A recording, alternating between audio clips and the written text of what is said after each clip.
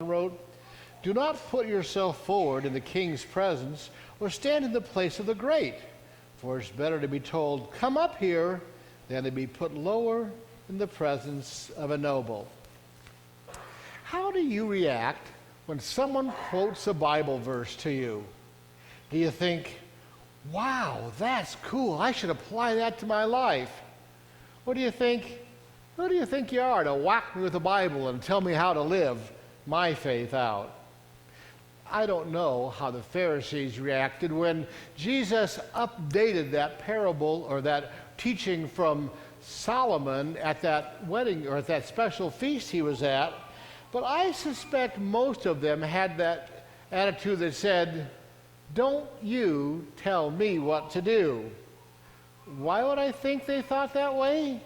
Well, because pride is one of those sins that is nearly impossible for us to see in ourselves.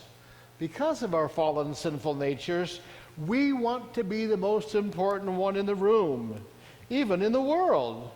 We'd like others to give us honor, to listen attentively to our every word, to fuss over us and praise us.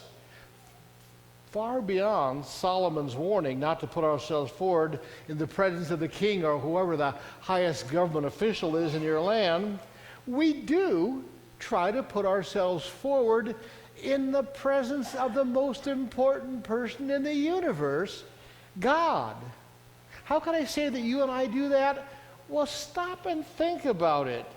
Every time we put our desires, our will, our comfort, our convenience ahead of what God has said is true and best for us in the Ten Commandments in the Scripture, we're acting like we know more about what's best for us than God does. And then we're shocked and surprised when somehow things don't turn out right and we're either brought up short and fail or get called on the carpet.